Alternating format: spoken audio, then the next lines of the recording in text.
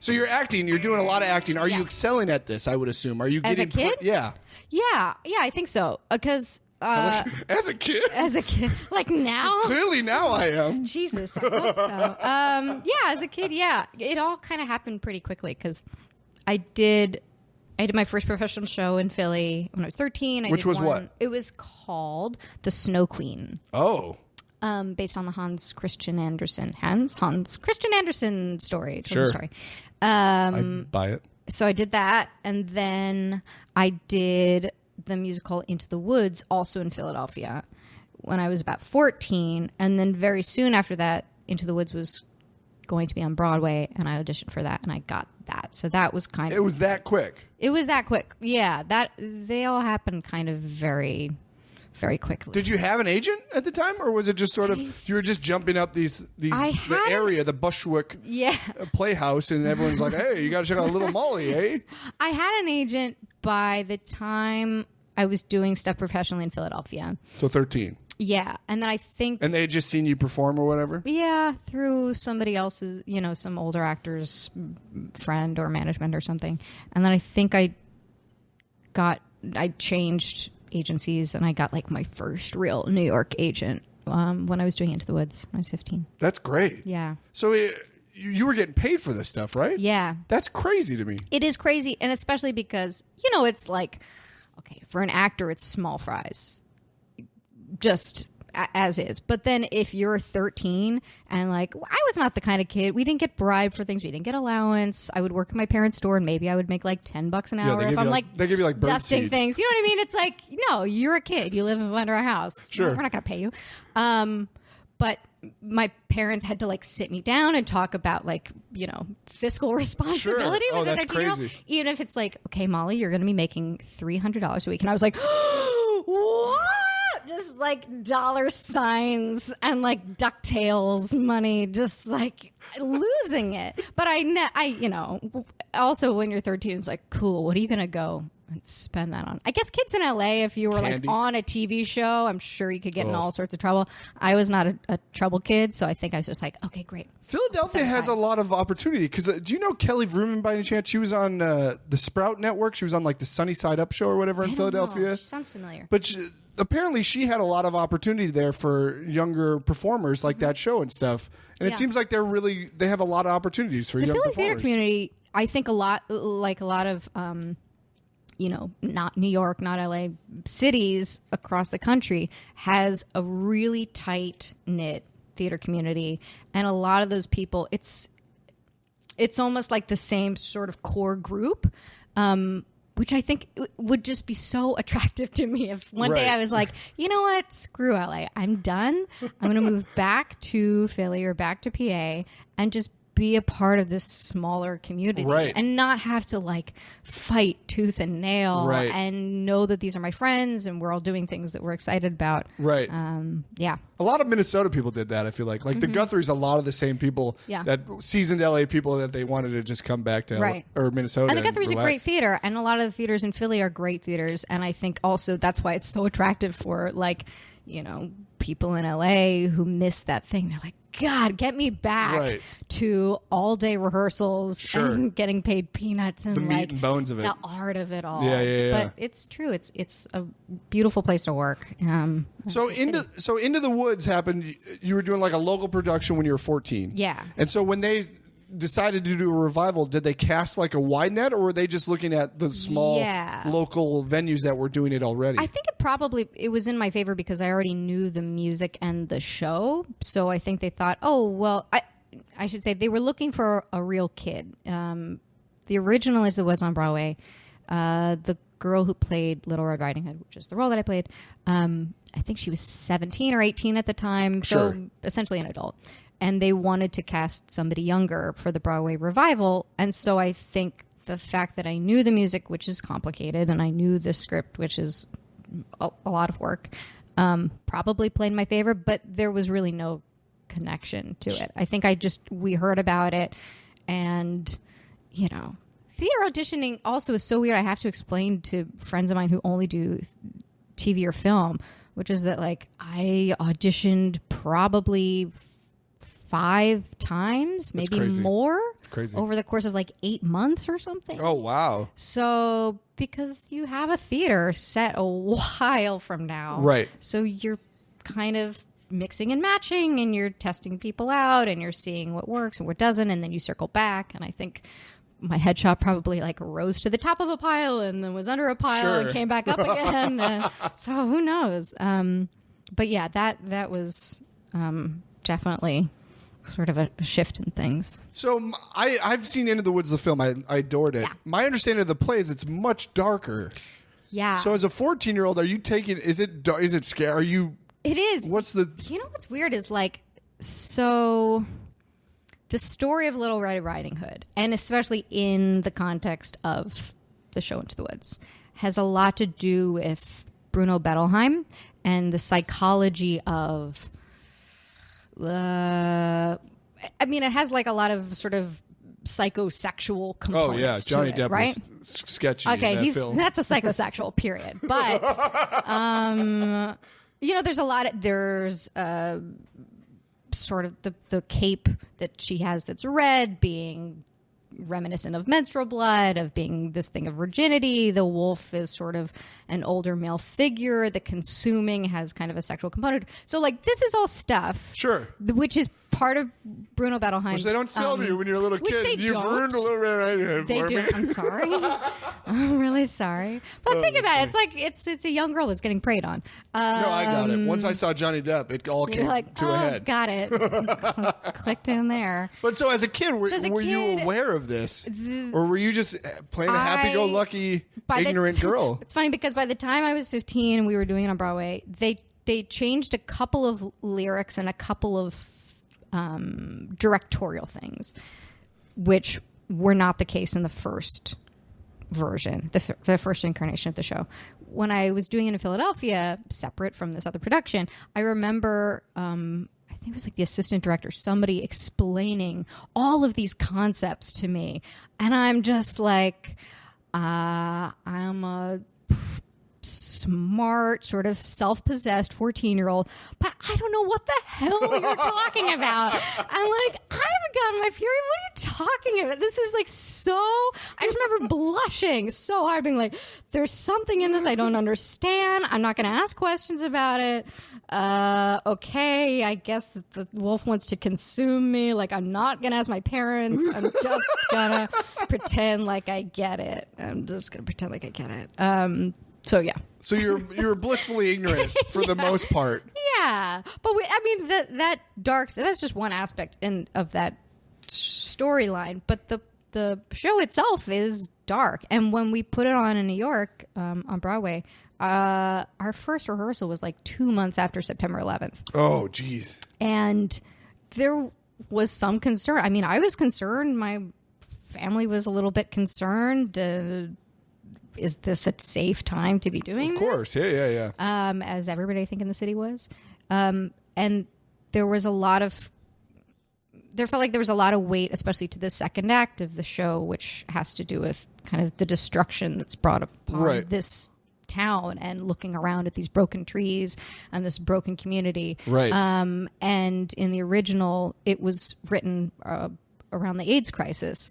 And so I think having the show at that time in the city, a lot of people said, oh, wow, it's taking on a completely different meaning for me. Yeah. Which, you know, is applicable no matter what, because it's Sondheim and it's amazing. But yeah, I remember us sort of dealing with that, kind of wrestling with those ideas. Yeah, that's crazy. So in Philadelphia, you're probably only doing weekend shows, right? You're not. No, I didn't. So you're not going to school at all. No, I was tutored off and on from the time I was 13. So when a show wasn't going on, I would be in middle school or high school.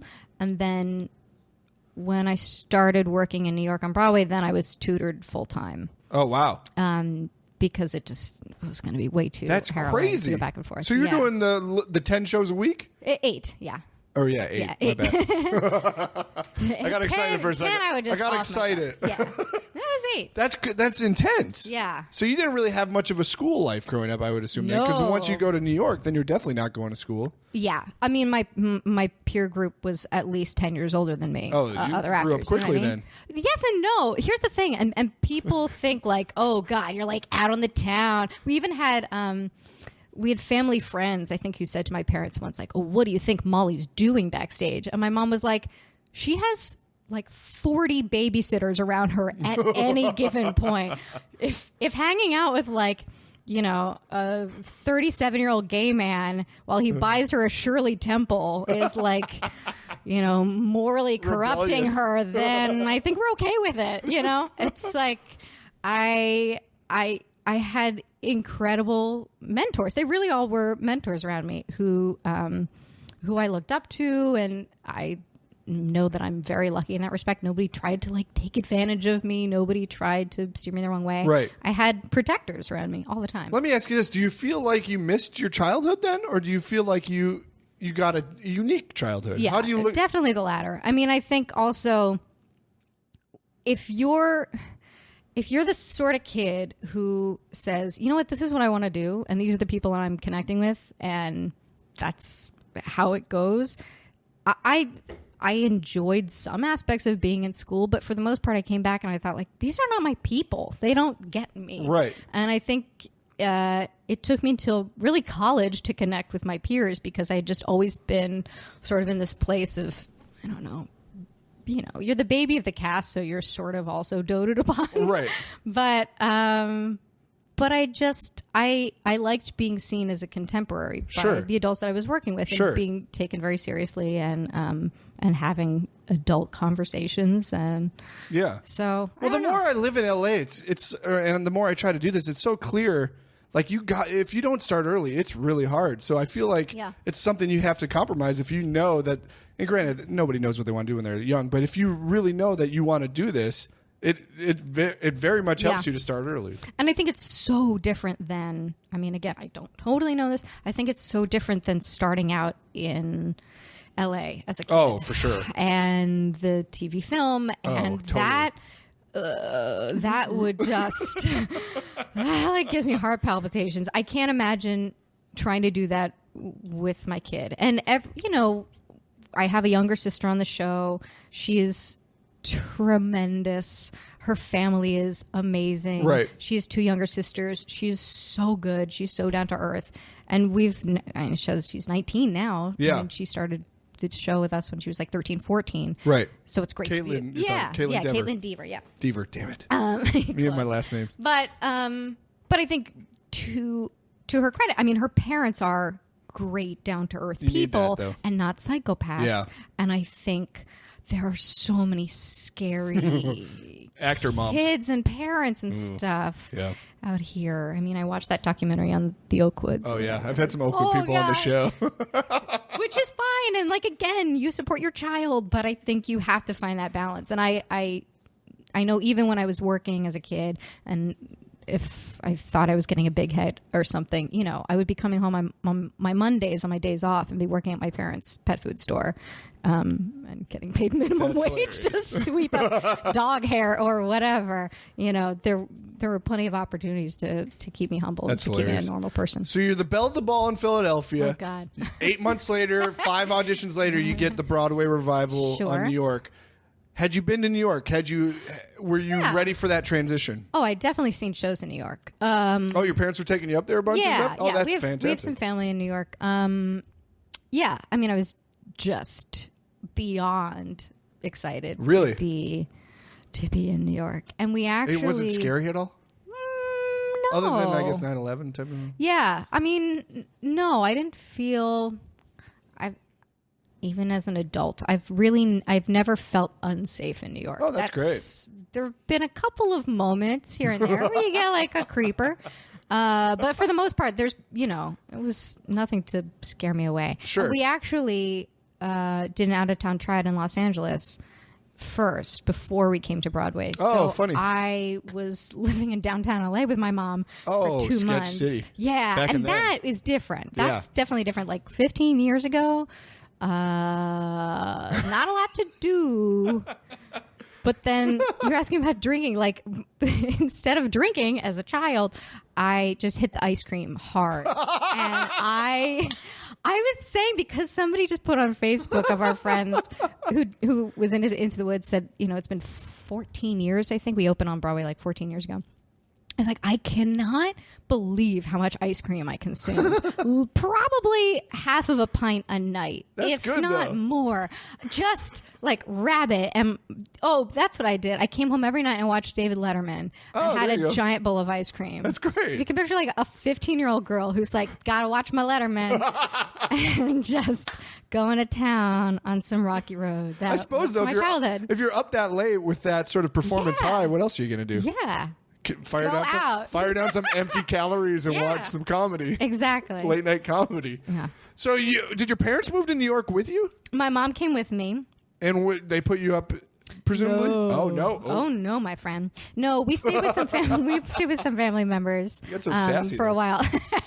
Well, it's just cute. Like, nobody on Broadway gets not even housing when you're 14, though? I feel like that's... Oh, no. No. They don't have like an Oakwood for you there? New York? Oakwood, New York? No. Oakwood, NYC. No. They don't Super feed you trendy. either. I mean, it's still theater. It's like, it's Broadway, but it's still theater. So you just moved in with some family? Yeah, my mom lived with me. And then I did another show. And that went like a year, right? About a year. And then I got another show on Broadway when I was like 17. And by that time, my mom stayed with me a couple of days out of the week, and then she would be back at home. So there was a big gap between those two, right? Yeah. What were you doing in that gap? 16.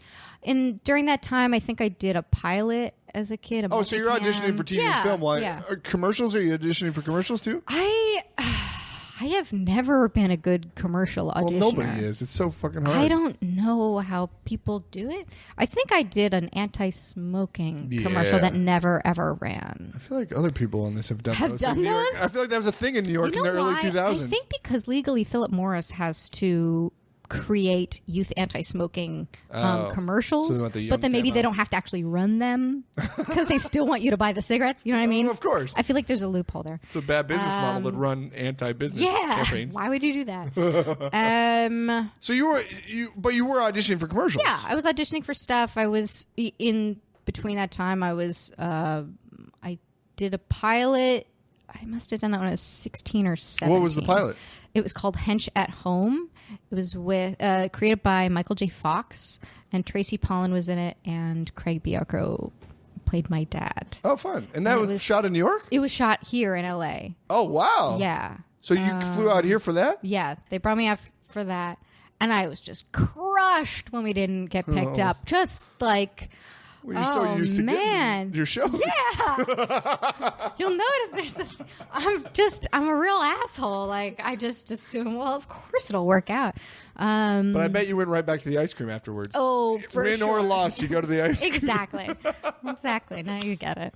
What's the go-to ice cream flavor? 1, 2, 3. Moose Chocolate tracks. peanut butter. Oh, no. We're kind of on the same page. We just went up 4 octaves.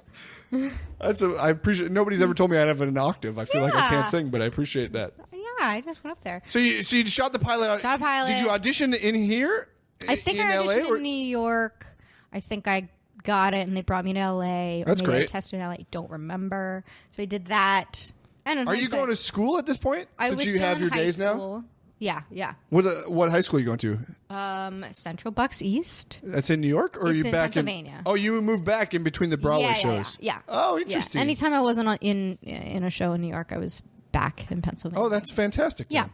So you still had those sort of friends, your peer group that you didn't get along with, but you always went back to. Yes. I do have my friends. I mean, I have one girlfriend in particular that I've been close with since kindergarten, and she and her family were always there, and that's great. That was always like a nice place to come home to. Oh, I bet. And she loved seeing you, hearing those stories. Yeah, that's great. She's a midwife now, so she does amazing things. Clearly. Yeah. Wait, so what was the second Broadway show you got? Fiddler on the Roof. And the was that last revival, although there's the new revival now. So and was that another 5 auditions over 8 months, or was that was quicker? another 2 over a week? That was a real quick one. Oh, and interesting. Then yeah. And then I remember asking a friend, like, do I want to do this? It's a very small part. There's 5 daughters, as you may or may not know. Tevye has 5 daughters. The first 3 do a lot of singing and talking. Of course. Okay. But then you got Sprints and Bielka on the back end, okay? Yeah, Sprints, my favorite. Sure, Sprints. So I was Bielka. She's number 5. I was 17, 18 playing like an 11-year-old. And she doesn't say a lot.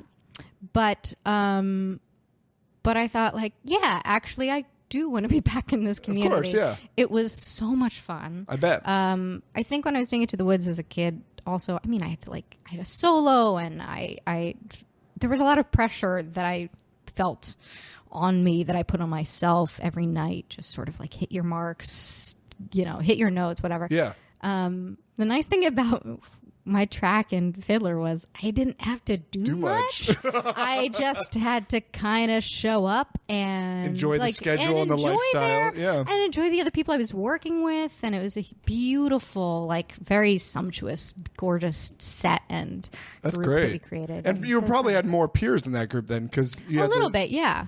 The girls your age, I would assume. Yeah, more or less. I mean, it was just like a giant dressing room of women and a giant dressing room of men, and it was just more of a like hang. Let me ask you this: did you ever miss a show in your runs?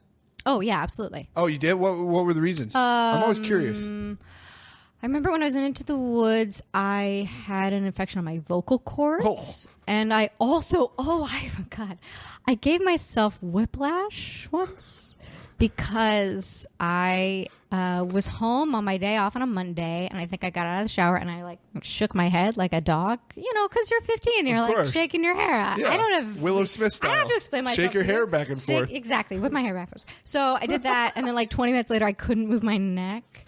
And we realized I had just given myself whiplash, which sounds like a really dumb thing to do. I have heard other people have been like, oh, that happened to me. I actually gave myself whiplash.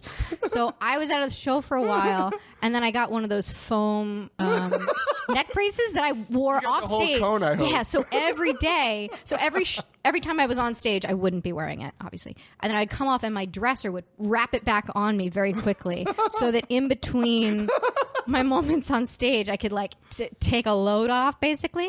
And my castmates loved it, so they decorated it for me. They like bedazzled it for me.